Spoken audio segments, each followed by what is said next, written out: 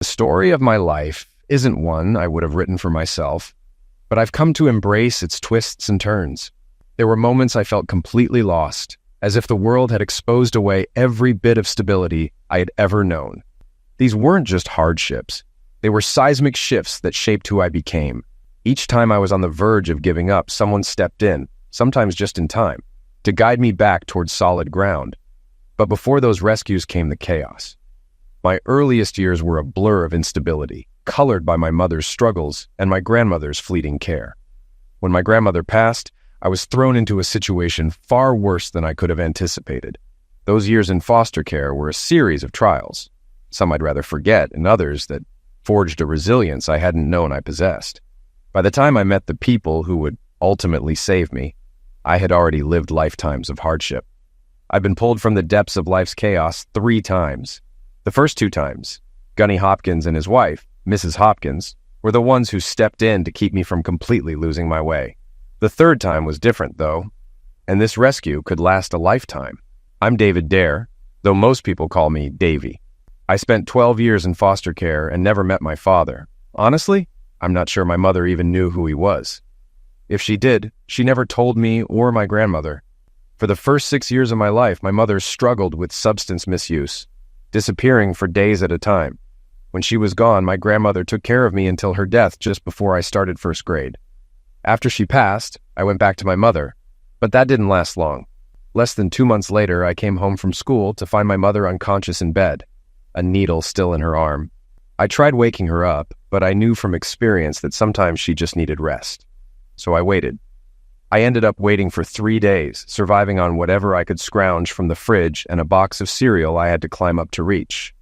After missing 3 days of school and still not being able to reach my mother, Mrs. Gallagher, my 1st grade teacher, came by to check on me with her husband, who worked as a gas station attendant. When they knocked, I hesitated to let them in until Mrs. Gallagher assured me everything would be okay. I told her, "Mom's just sleeping," I explained. Mrs. Gallagher went to check on my mom, and after a short time, she called for her husband. He confirmed that my mother had passed. They called Children and Youth Services, and I was placed into foster care. Years later, Naomi Schaefer Riley published a book titled How Not to Treat a Child, which critiques the foster care system. The one point I disagree with is that she doesn't emphasize enough how damaging the system can be to the children caught in it. CYS made some half-hearted attempts to find any relatives who might take me in, but I didn't know of any. This was long before genetic testing or online ancestry services became widespread, so I spent a lot of time going through my mother's belongings, hoping to find a name or some kind of contact information. CYS found nothing, and I ended up in long-term foster care, which was deeply flawed. By the time I turned 14, I had lived with 12 different families and attended 9 schools. I wasn't a troublemaker or rebellious, but many of the families I lived with were almost as dysfunctional as my own. Some took me in just for the financial aid they received. I saw bullying, misuse, and neglect in many forms. The worst cases were in homes with both adopted and biological children. There, a clear hierarchy existed, with the biological children always getting the better treatment. Those years of my life were full of turmoil, and I was close to a complete breakdown when Gunny and Mrs. Hopkins stepped in. I first met Gunny Hopkins in gym class when I was in 1st grade. He was an African-American retired Marine sergeant who had started a second career as a high school PE teacher. At the time, he was probably about 40. I'll never forget meeting him. He was about 6'3" tall and weighed almost 240 pounds. If there was any fat on him, it was hard to find. He terrified all the boys at school, especially since, after hours, he ran a dojo in a shopping center near the school. Several people I knew trained with him and said he had martial arts trophies on the walls, even though he didn't compete anymore. No one dared mess with him. Mrs. Hopkins was the school psychologist and was in charge of helping new students. She was about 5'2" and maybe 110 pounds, but she could control Gunny any way she wanted. Later, I found out that they had 3 children, 2 sons who were Marine officers, and a daughter in college studying early childhood education. I also learned that no matter how tough Gunny was, he couldn't handle Mrs. Hopkins when she was upset. When she got wound up, she became a force to be reckoned with. It was also around this time I learned that Gunny and Mrs. Hopkins had become foster parents after taking in a niece whose parents were obsessed and had lost custody. They successfully raised her, and she went on to marry a Marine sergeant and have 2 children of her own. I entered my last foster home a few weeks before starting high school. This family wasn't ideal. The father was an alcoholic, quick-tempered, and always on edge. 2 adopted children had just left, and they depended on the monthly foster care income to get by. With the alcohol, the short fuse, and the financial strain, I expected trouble. And it came about 2 weeks after I started high school. Because of my history with unstable foster families, I was far behind academically. On my first high school exam, I scored like a 5th grader in reading and a 4th grader in math. This meant I would meet Mrs. Hopkins soon after. The meeting was meant to create an individualized learning plan to bring me up to grade level, but it ended up being far more complicated than I expected. The morning of my meeting with Mrs. Hopkins, my adoptive father lost his temper with me. He couldn't find his wallet and accused me of taking it. When I couldn't produce it, he beat me, leaving bruises from my shoulders to my waist, a broken lower lip, and a black eye. I somehow managed to escape and went to school, thinking the day would be normal. I either forgot about the meeting with Mrs. Hopkins or wasn't aware of it. When the teacher told me to go to the office instead of my first class, I walked down the hall and entered her office. The next 30 minutes changed my life forever. By then, I'd gone through enough new student orientations to predict exactly how the conversation would go. As a foster child at a new school, I was used to brief interviews and quick labeling as hopeless. I didn't expect Mrs. Hopkins to actually care about me. I sat down in the chair, turning it slightly to hide the side of my face where my adoptive father had hit me. She began the conversation by asking me to look at her. "What happened to you?" she gasped. I knew how important it was to hide the truth about an adoptive family's problems, so I said, "I fell." "That's nonsense," she replied. "These injuries aren't from a fall. Don't lie to me. If you don't tell me who did this, I'll call the police." I hesitated. She stared at me, then picked up the phone and dialed 911, preparing to make the call. My adoptive father thought I stole his wallet. He was drunk and lost his temper, I finally blurted out. "Did he hit you anywhere else?" "He hit me on the back. It hurts a lot." "Get up and turn around." I followed her instructions. "Pick up your shirt." I lifted my t-shirt to my shoulders. "Good God, how often does he do this to you?" "This is the first time," I said. "I've only been there a couple of weeks." "Sit down," she ordered. "I need to make some calls." To my surprise, her first call wasn't to the director, the police, or CYS. She called her husband, George. "You need to come to my office right now," she said. That was my first hint of how much influence she had over Gunny Hopkins. He showed up just moments later. She explained what she had seen and then asked, "What are we going to do about it?" Gunny wasn't a fool. He knew his wife well and could tell she had a plan. "What do you want?" he asked, already understanding what was coming next. "This child needs a new foster family today," she said firmly. "We're qualified, and we have 3 bedrooms available. If you don't mind, I'll call CYS and ask them to move him today." Gunny nodded silently and stood behind me as Mrs. Hopkins called CYS. The conversation was intense. I had never seen someone so small exude so much power. Mrs. Hopkins didn't ask the CYS employees what should be done. She told them what had to be done, and she demanded they act immediately. I had never witnessed such prompt action from CYS before, and I couldn't believe it was happening. But to my amazement, it was. When the call ended, she turned to her husband and said, "We need to take the boys' clothes and belongings from that house. We'll go after school." She looked at me and said, "Meet me here after your last class. We'll get your things." Then turning back to her husband, she added, "George, take one of your cop buddies from the dojo with you. We'll need him to make sure everything goes smoothly." I glanced at Gunny and couldn't imagine my new adoptive father causing any trouble. But he remained silent, not wanting to jeopardize what Mrs. Hopkins was arranging. I told myself, if she pulls this off, my life will change for the better. Don't mess it up by saying anything. Mrs. Hopkins sent me back to class, telling me we'd meet later to go over my education plan. The rest of the day went as usual. A few people commented on my facial injuries, but otherwise, it was a regular school day. When the final bell rang, I went to my locker, grabbed my things, and headed to Mrs. Hopkins' office, just as she'd instructed. Gunny and a big cop from the dojo were already there waiting for me. The move went off without a hitch. The intimidation of having 2 strong men with me was enough to keep my adoptive father from objecting. I packed up my things, which were few, and loaded them into Gunny's car. He drove me to his house, helped me unload, and set me up in an empty bedroom. I didn't know it then, but the next 4 years would completely transform my life. Living with Gunny and Mrs. Hopkins was radically different from any other foster home I'd been in. They were the first people who truly cared for me since my grandmother.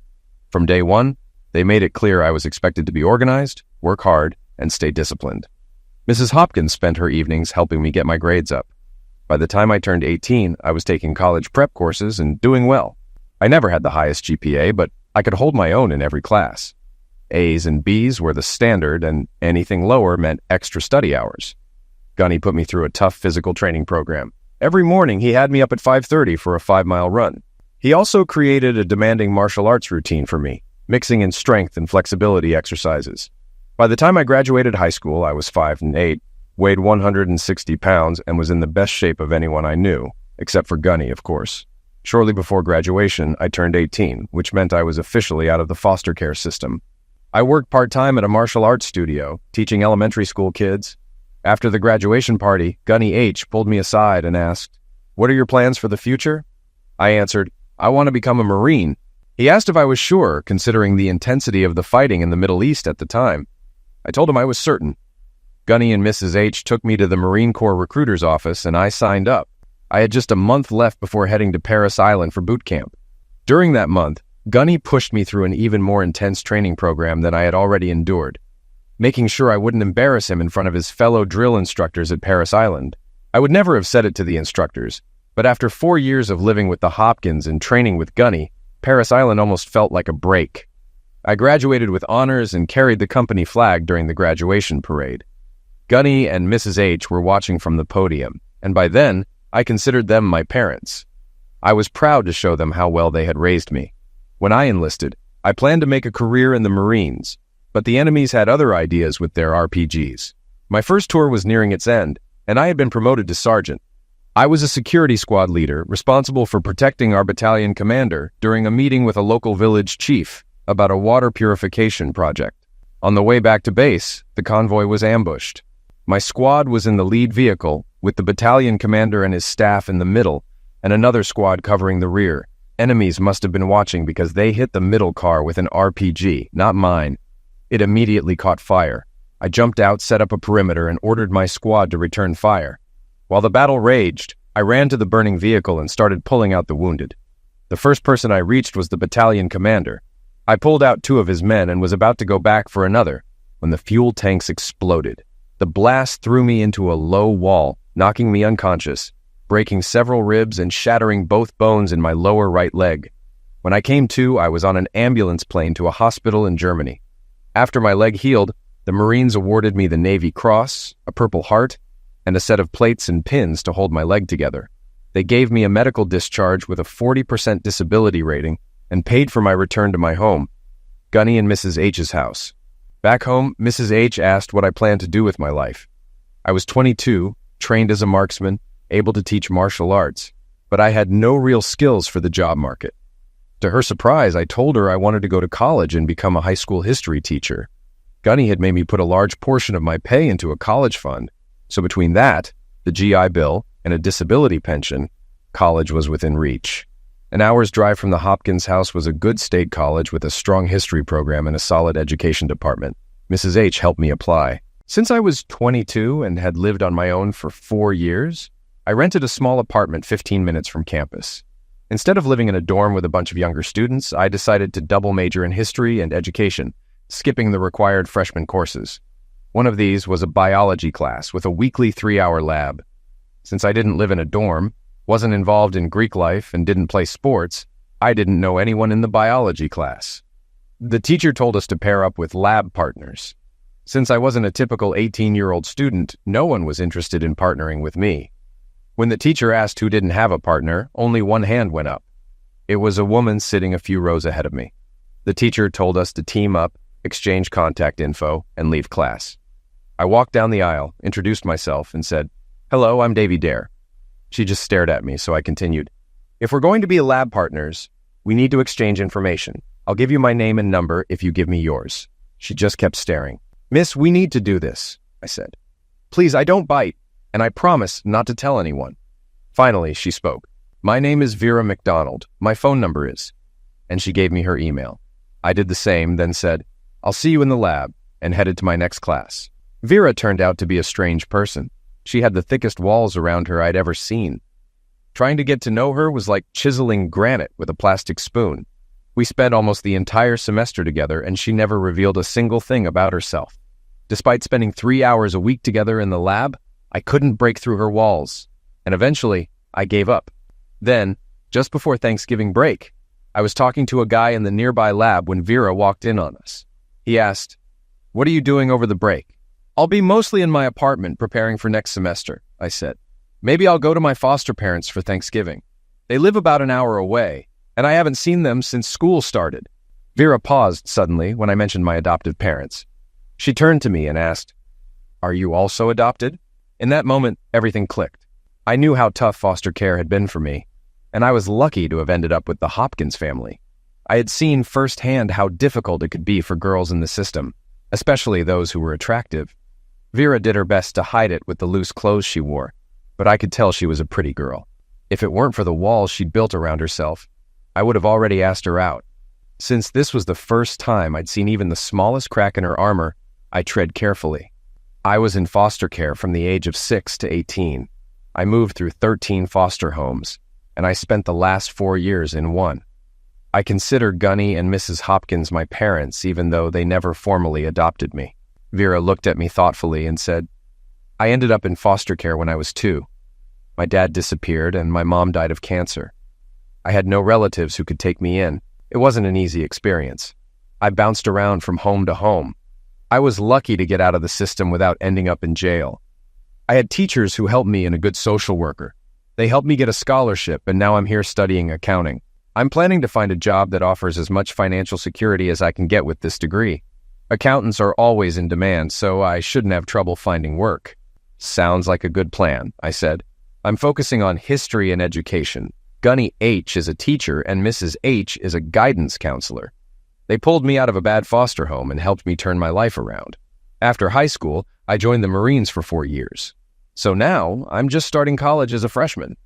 We kept talking as we finished our lab work. When we were done, I asked, "Do you want to grab something to eat? I'm starving. My budget doesn't really allow me to eat anywhere except the cafeteria." "All right, on me," I said. "No pressure. Let me treat you. Like one foster kid to another. I've got the funds, and you can pay me back when you're able." With that, Vera became more than just a lab partner to me.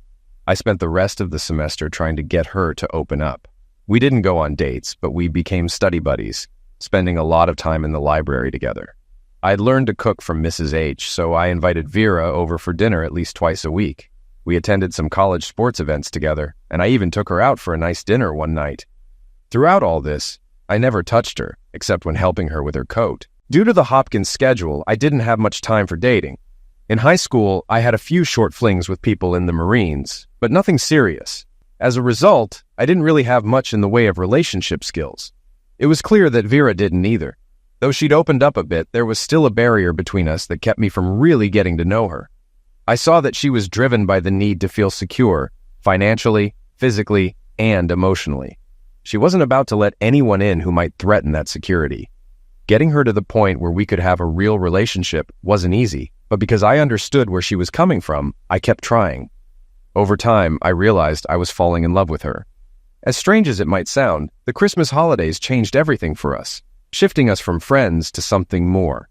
The college shut down for 3 weeks, starting the week before Christmas and ending after New Year's. I hadn't even considered what Vera would do for the holidays until she showed up at my door with a trash bag full of her things. "Davy," she said, "can I stay with you over the holidays? The dorm's closing tonight and I can't afford a hotel." I felt like an idiot. I should have offered to let her stay with me. "Of course," I replied. "I'll put clean sheets on the bed. You can sleep there. I'll take the couch.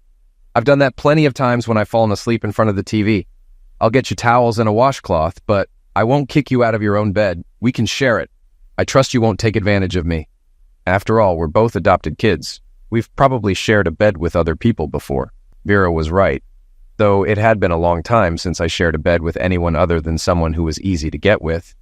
And none of those girls had been around for almost a year, ever since I recovered from my injuries and started college. But if she was ready, then I was too. Who knows, I thought.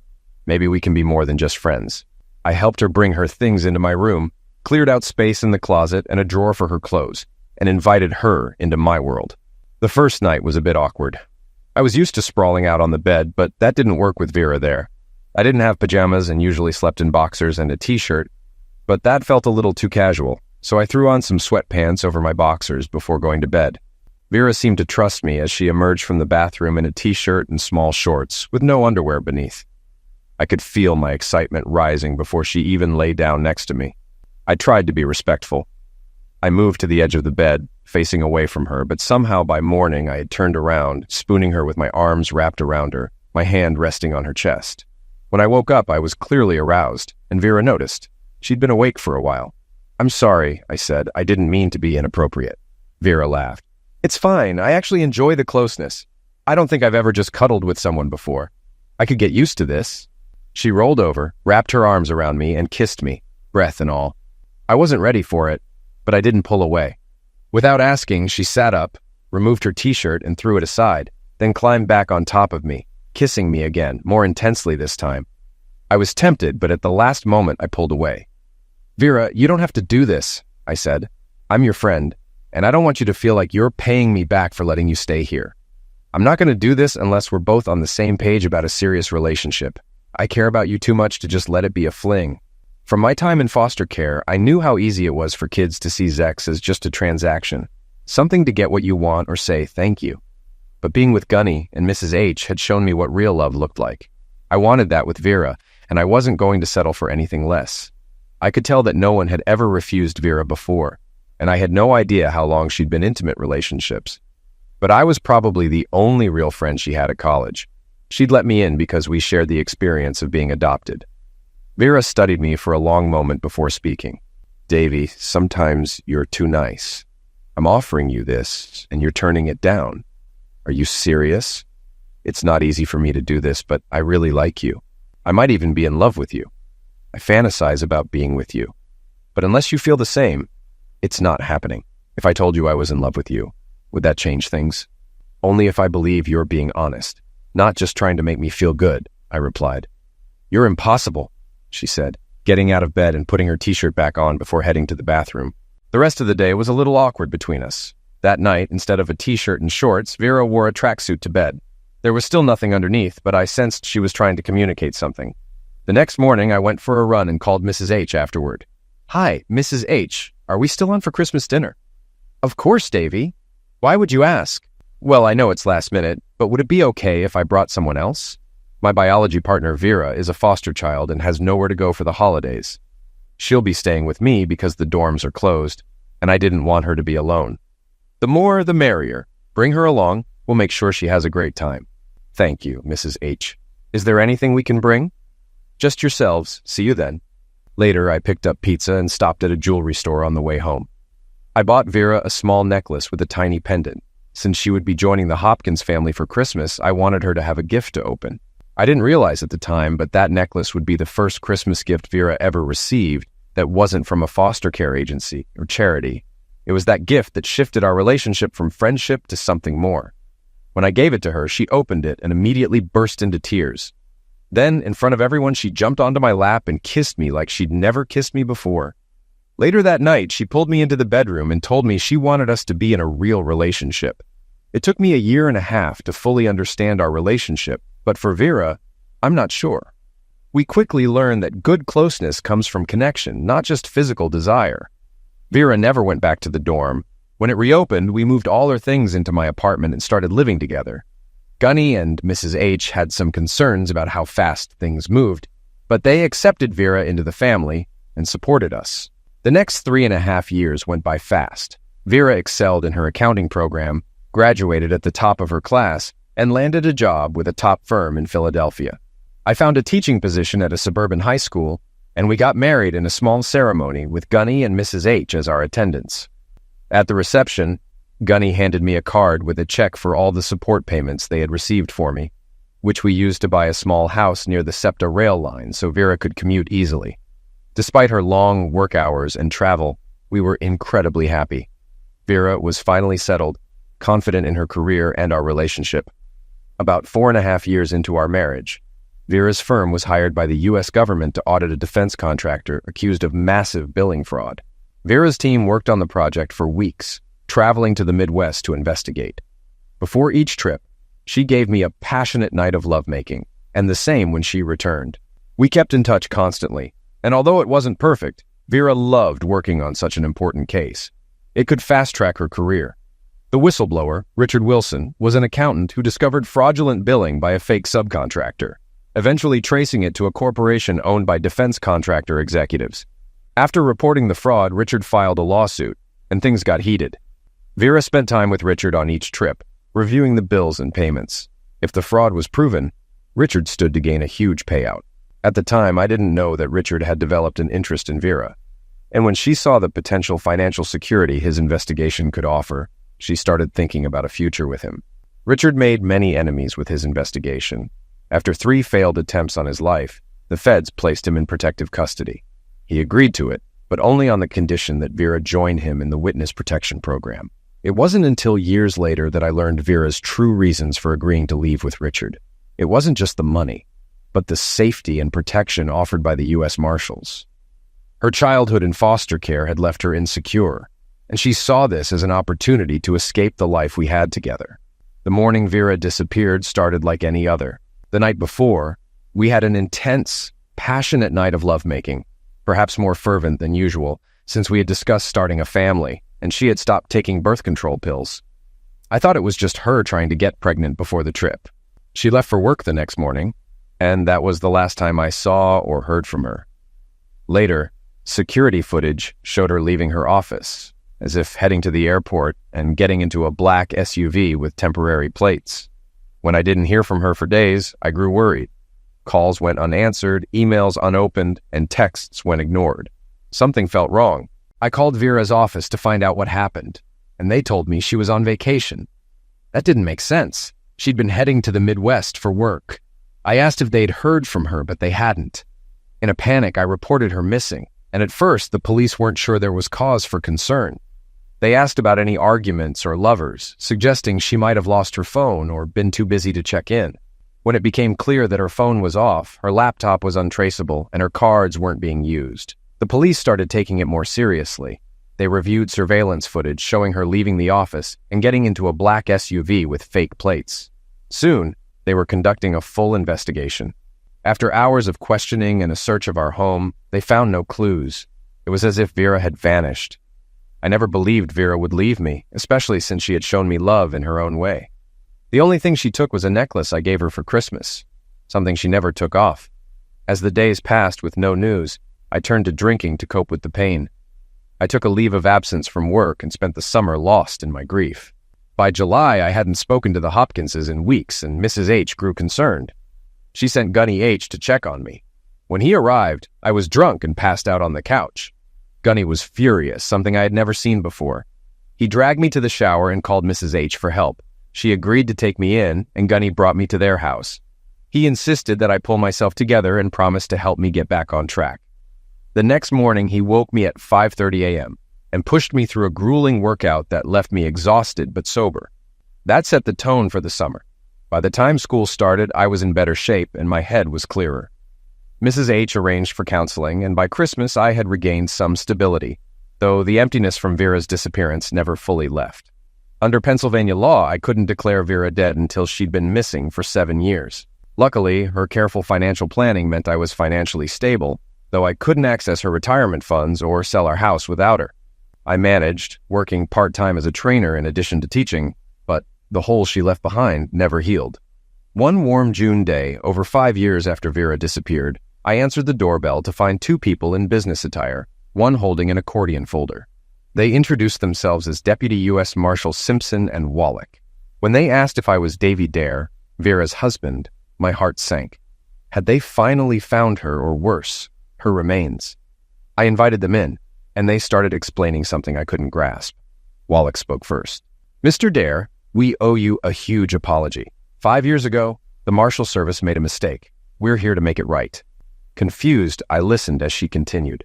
5 years ago, we put Richard Wilson, the informant in the case your wife was working on, into the witness protection program. He exposed a massive defense fraud. Vera was part of the audit team.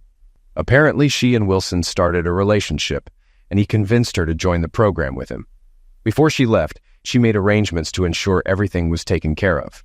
Your divorce, the transfer of all assets, and a letter to you. All of this was meant to be delivered once they were safely settled. Anger hit me hard. You're telling me my wife ran off with some guy she met during an audit? And you knew about this and didn't report it? I've been mourning her for 5 years, and you've been sitting on this. I can't believe this." Wallach looked remorseful.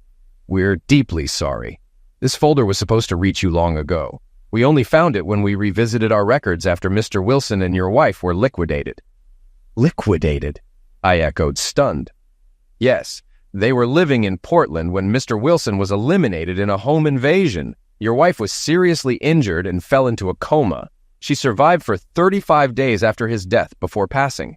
Their second child, a son, and your daughter were unharmed and are in our care." I was in shock. "What do you mean, daughter? We never had children." "Yes, you did.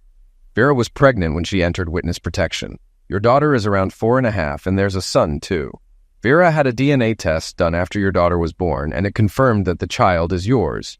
She left instructions for you to be their guardian if anything happened to her and Richard. She even set up a trust for the kids, worth over $100 million with you as the trustee." I was reeling. "How do you know all this?" "Vera trusted you completely. She had enough faith in your relationship to make you the children's guardian. She also left you her $5 million estate, including a necklace she wore constantly. She wanted you to give it to Violet as a wedding gift when she marries. The weight of everything hit me all at once. There's something else you need to know. Although we relocated Richard and Vera with new identities as husband and wife, your marriage wasn't legally dissolved because you never filed for divorce or declared her dead. Legally, you're still her husband. At least, you were until she passed a few days ago. This means we can hand Violet over to you right away. But there's more regarding Samuel. We're creating a new birth certificate for him. Once we get it, we can transfer both children to you without you having to go through the entire adoption process. We'll replace Mr. Wilson's name on the birth certificates with yours and complete the transfer. What do you think? What do you want me to say? Are you kidding me? Excuse my language. You show up at my door unannounced and tell me my missing wife spent 5 years with some guy under a false identity and has just died? That I have a daughter I've never met who also has a half-brother? That these kids are incredibly wealthy and you want me to take custody? Do you hear yourselves? Some people in this room are out of their minds, and I don't think one of them is me. As embarrassing as it is to admit, it's all true. We'd like to set up an appointment to officially release the children to you and connect you with a probate law firm. We ask that you keep this quiet until everything is finalized. We know we made huge mistakes, and we're deeply embarrassed. Heads will roll for this, but right now the priority is the children. So, are you in or not? As far as we can tell, Vera and Richard had no other relatives. If you don't take them, they'll end up in foster care. It was a low blow. I suspected both marshals knew I'd been adopted and were playing that card. Do what we ask, or 2 young children would be placed in a system I hated. Once they played that card, I had no choice. I agree. When can I meet the children? The marshals left a folder with documents Vera had asked them to prepare when she disappeared. I put it on my office table, figuring it could sit there for a few more days. It had already been 5 years. After the meeting, I called Hopkins. Without going into details, I told them that federal law enforcement had contacted me, that Vera was dead, and that she had 2 children I now had to raise. I'll pass the details on to Funny and Mrs. H. They didn't question my sanity. They just jumped into action, helping me plan for my new role as a single dad. 2 days later, at a federal courthouse in Philadelphia, Violet and Samuel were officially handed over to me with new birth certificates naming me as their father. Now, I was their father. Completely unprepared, confused, sad, and angry, but still a father. Samuel, being younger, warmed up to me quickly. It took Violet a few more weeks, but by the time school started in the fall, both were calling me Dad. I enrolled them in a daycare near school that most teachers used. Hopkins pulled strings to find me a pediatrician, reliable babysitters, and other resources for a new dad. I think they saw Violet and Samuel as more grandchildren and me as a son, if not officially adopted. The folder sat on my desk for a month before I finally opened it. One night, after putting the kids to bed, I opened it. Inside were the documents the marshals had mentioned: Vera's engagement and wedding rings, 10 copies of her death certificate, and the necklace I had given her that first Christmas together. After Vera's death, the marshals had retrieved her personal belongings from the hospital and included them in the packet they gave me. I stared at the envelope containing Vera's last letter for a long time before opening it. I wasn't sure I wanted to know her final thoughts, but eventually I opened it and began to read. Dear Davy, by the time you read this, I'll already be gone. I'm sorry for doing this to you, but I tried to make my disappearance as simple as possible. Enclosed are all the documents you need to erase me from your life and move on. I know this will hurt you, and for that, I can only offer my deepest regrets. You loved me unconditionally, and I'll always cherish that. I wish I could love you the same, but I know myself well enough to admit I've never truly loved anyone. I don't think I even have the capacity for it. After all those years in foster care, I know no one ever truly loved me until I met you. Maybe with the exception of my mother, though I remember nothing of her. You are much stronger than I am because you survived the system and still had the ability to love, but not me. Maybe it's because Gunny and Mrs. H were there for you. Or maybe it's because you're the best man I've ever known. By leaving with Richard, I've gained physical and financial security that we could never have had together. As a former foster child, I'm sure you'll understand. We'll be protected and have money beyond anything you and I could have built. I don't like Richard, and I think he knows it. But he loves me and believes that over time, I can learn to love him, especially if we have children together as we plan. So Davy, be angry. Hate me if you must. I don't expect forgiveness. But I hope, when you reflect on your own painful experience in foster care, you'll understand why I made this choice. Please cut me out of your life and move on. Forget me. If you need to mourn, I'll understand, but if not, I get it. There's a woman out there who can love you the way you loved me, and I hope you find her. I hope she gives you a full life, a home full of children and grandchildren. I couldn't give you that. Farewell, my dear Davy. Be healthy, live long, and may it be fulfilling. After reading the letter, I sat at the table for a long time, quietly crying. The paradox was overwhelming. Vera had run away to what she thought would be safety, only for a random act of violence to take her life. My tears weren't just from loss. They were for the fact that a broken system had ruined the woman I loved, a woman whose childhood had exposed her of the ability to truly love anyone. Her death meant that she would never experience that kind of love. I put the letter in the safe and went to bed. I'll never understand why anyone would choose to be a single parent. The good news was that by the time Violet and Samuel came into my life, they no longer woke up every 2 hours. But by the end of the day, I was still exhausted after teaching all day and caring for them at night. Eventually, I used the money Vera had left me to hire a full-time housekeeper nanny, Maria, a lovely 50-year-old Mexican immigrant who immediately began teaching the kids Spanish and showering them with affection, almost like a grandmother. By the time the kids had lived with me for a year, we had become a family. The summer after the Marshalls' visit, I took them and Maria to Ocean City, New Jersey for 2 weeks. It gave Maria a break while the kids played at the beach. We all had a great time and were sad when the vacation ended. When Vera and I bought the house, my closest neighbors were over 70. Early that summer, they told me they were moving to Texas to be near their daughter and grandchildren. Their house sold quickly, and the deal closed while we were away. I hadn't yet met the new neighbors when Violet came in from the backyard with a request. "Dad, can Teddy play in our playtown?" "Who's Teddy?" "New boy next door." "Did his mom or dad say he could come over?" "I didn't see them." "Okay, let's go ask. It's a good chance to meet the new neighbors." So we went next door. I rang the doorbell, and after a short wait, an attractive 30-year-old brunette answered, wearing paint-splattered jeans and a matching t-shirt. "How can I help you?" she asked. "Hi, I'm David from next door. We just got back from the shore. Violet is my daughter, and I have a son, Samuel. They were playing outside, and your son wanted to join them. I just wanted to check with you first." "Hi, I'm Carol Schick. We moved here a week ago. You caught me in the middle of painting Teddy's room. Are you sure it's okay for him to play with your kids?" "Of course, no problem. We'll keep him entertained while you get your painting done. Let me give you my number, and you can call me whenever you want him to come home, or just shout from the backyard." She thanked me and went inside to tell Teddy he could join Violet and Samuel. The kids hit it off like they'd known each other forever. Carol must have lost track of time, because by dinner I still hadn't heard from her. Violet and Samuel wanted Teddy to eat with us, so I went next door again. Carol answered the door, looking even more paint-splattered than before. "Hi again," she said. "I was going to feed my kids, and they want Teddy to join us for dinner. If that's okay, I'll feed them all, and you're welcome to join us too. Can you give me 20 minutes? I'll take a quick shower and change out of these paint-covered clothes."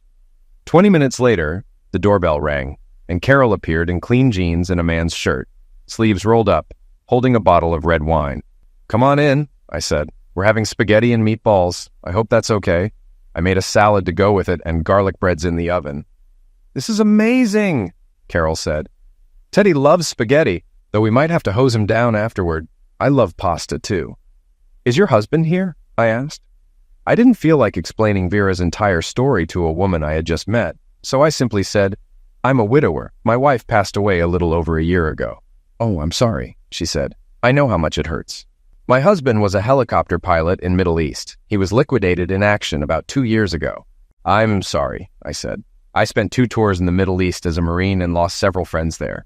Losing someone you love is always painful, but it felt different now that I knew Carol was also a widow.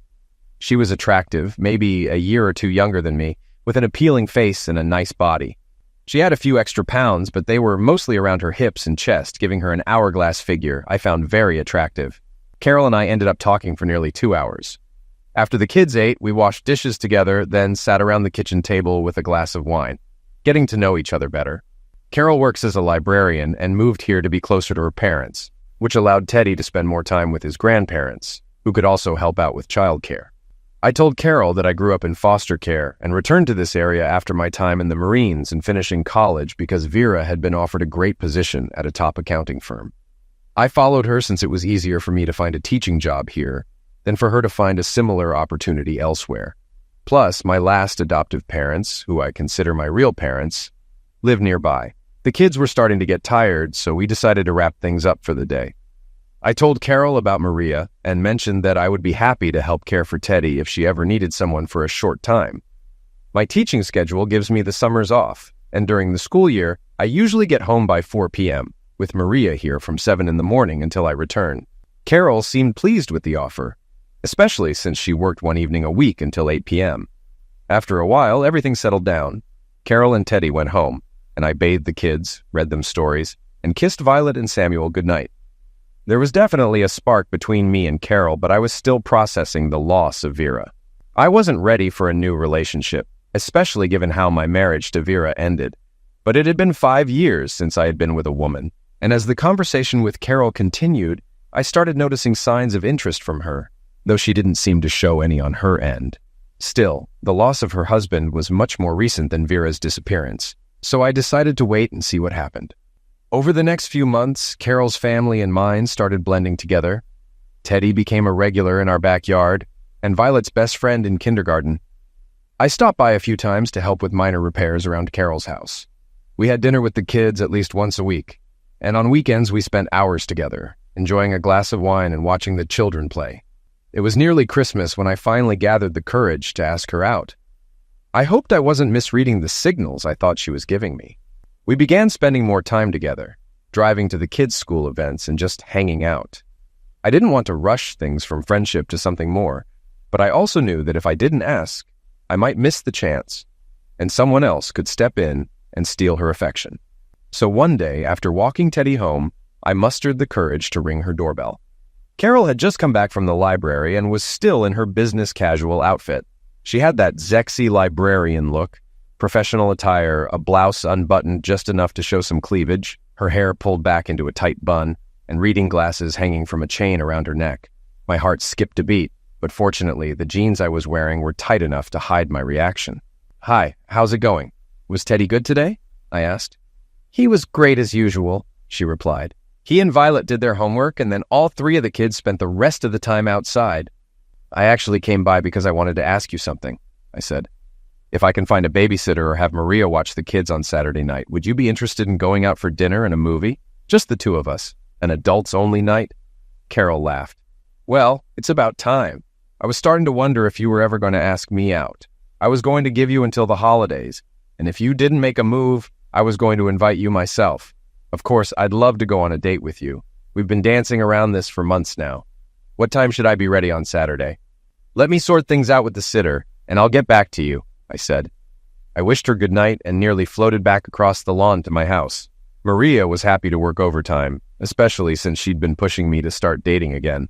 She had met Carol and liked her, and accepted Teddy as her grandson.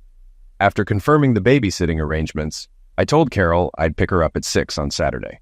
We'll go to this great Italian place I've been to a lot, then catch a new movie at the AMC. When I knocked on her door that Saturday, I was nervous, like a schoolboy on his first date. Carol opened the door, and I froze. She was wearing a white blouse, almost sheer, that showed off a lace bra supporting her beautiful bosoms. The pants she wore hugged her hips perfectly, and when she turned around, they accentuated her shapely figure. "Wow," was all I could say. She took my hand and we walked to the car. I opened the door for her and watched her slide in before closing it and walking around to the driver's side. Finally, I regained my composure and said, "Oh my God, if I'd known you looked this good, I wouldn't have waited so long. You look absolutely stunning." Carol chuckled. "You've been checking out my bump for months. Don't think I didn't notice. And by the way, you look pretty good yourself. Looks like your running and martial arts are paying off." The evening passed quickly. As we sat in the cinema, Carol took my hand and rested her head on my shoulder. I leaned down and kissed her, and she responded warmly.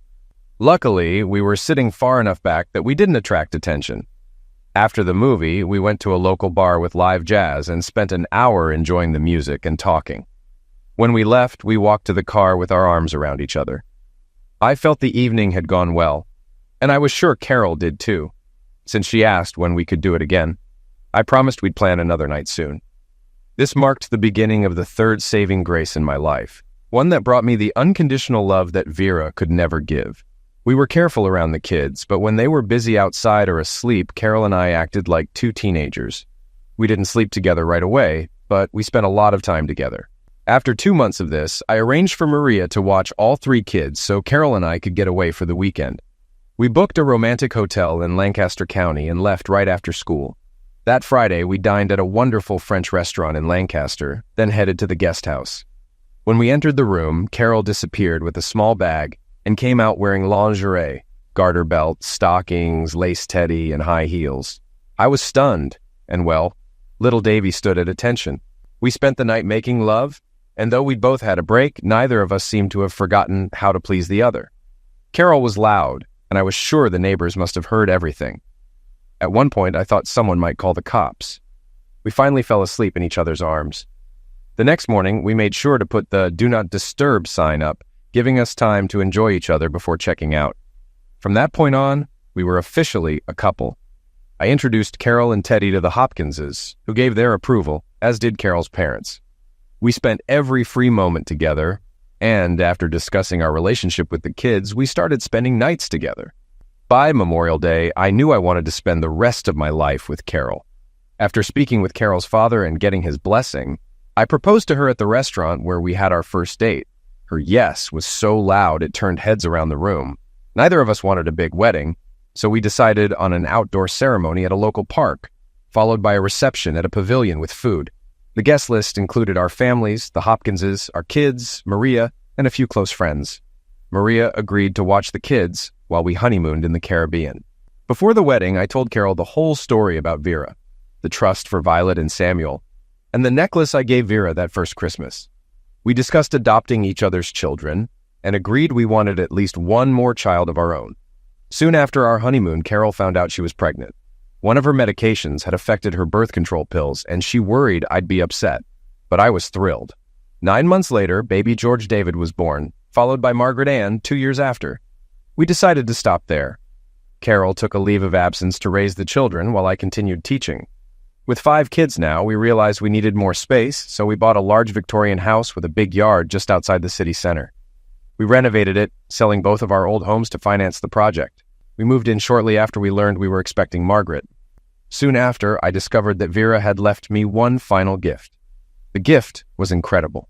I hired a lawyer to draft adoption petitions, wills, and powers of attorney for Carol and me, in preparation for distributing the inheritance. I told him I wanted Teddy to inherit nearly everything, as Violet and Samuel were already well taken care of through Vera's trust.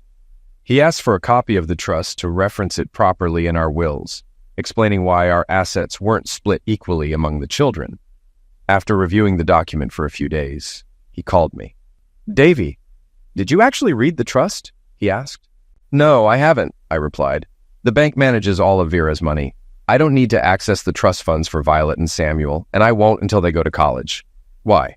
"Well," he said, "I found something in the trust that might affect your estate plans. Vera included a clause that adds beneficiaries if you end up raising Violet and Samuel. It says any children born to or adopted by you or stepchildren under 18 when you married their mother will be added as beneficiaries. So Teddy will remain your stepson after the adoption, and any children you have with Carol will also benefit." She really thought this through, he added. She took care of your kids, even after her passing. I was stunned. The woman who had told me she couldn't love me the way I deserved and urged me to move on without her had ensured that the children I raised would be cared for. She made sure they would never know the insecurity she herself had experienced as a child. I was deeply moved by how much she cared for my children, even from beyond the grave. Carol and I updated our estate plans, and thanks to Vera's generosity, our 5 children will always be provided for. Now I'm sitting on the porch, watching our older kids play in the yard. Carol is nestled in my lap, resting her head on my shoulder. Margaret sleeps peacefully in her carrier. As I reflect on my life, I realize how lucky I am. I'm grateful to the Hopkinses for helping me twice when I was at my lowest, to my beautiful wife for rescuing me from single parenthood, and to Vera for her generosity toward our children. I still can't fully forgive her, but I understand her actions. She was shaped by a broken system, yet in the end, she made one final gesture that, if not love, was at least a recognition of my love for her. May she rest in peace.